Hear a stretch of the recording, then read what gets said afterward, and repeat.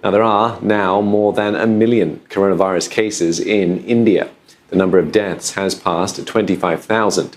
The grim milestones have come as infections have been spreading further into the countryside and smaller towns. Rebecca Bundan joins us live from Mumbai. Now, Rebecca, tell us then, are authorities prepared in confronting the COVID-19 spread beyond major cities?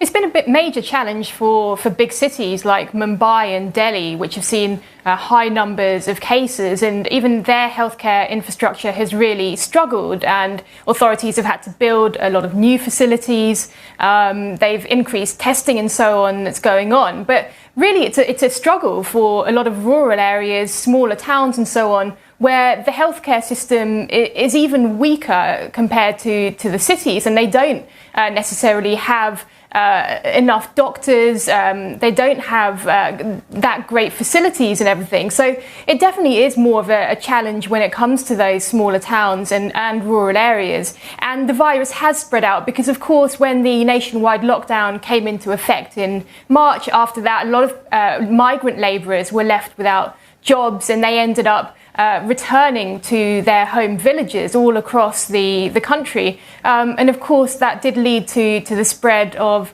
the virus to other parts of the country. And even cities like Bangalore this week went back into a fresh lockdown, which is even stricter than the nationwide lockdown which came into effect in March. And with Bangalore's week-long lockdown that's now in place, grocery stores are only allowed to open until 12 noon, and movements are very restricted. Public transport is suspended there. So we can see how cities are still struggling with the coronavirus, particularly after India's central government allowed a lot of relaxations to the nationwide lockdown, which then actually led to a further increase in the number of cases. And some cities have been struggling with their economies opening up, which was really the main purpose of easing restrictions, to allow people to get back to work and to allow the economy to revive a bit. But with that there does come that rise in the number of cases, and we're seeing a lot of places in India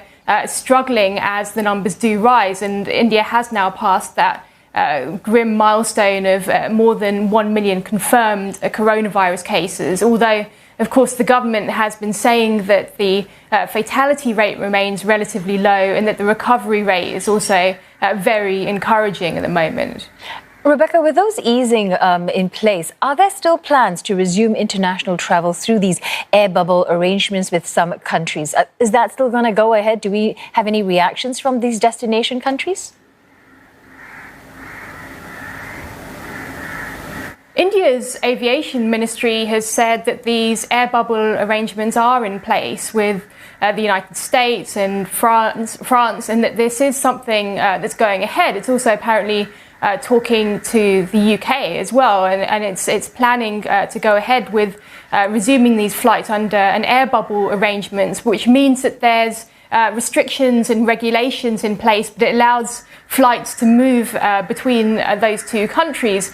And India in March, it put those restrictions in place. It banned international passenger flights, essentially. Planes were grounded, and the aviation industry in India has been very, very hard hit. Then in May, India opened up domestic aviation for travel within the country, which has been quite controversial because it comes as we are seeing numbers continue to rise as well, and even at that point numbers were rising. So that was a matter of concern. And then also, of course, the repatriation flights have been going on under Air India. But really, this is a significant move now towards opening up some international travel, and certainly it seems at the moment that India is going ahead with that arrangement. All right, thanks for that update. Rebecca Bundan speaking to us from Mumbai.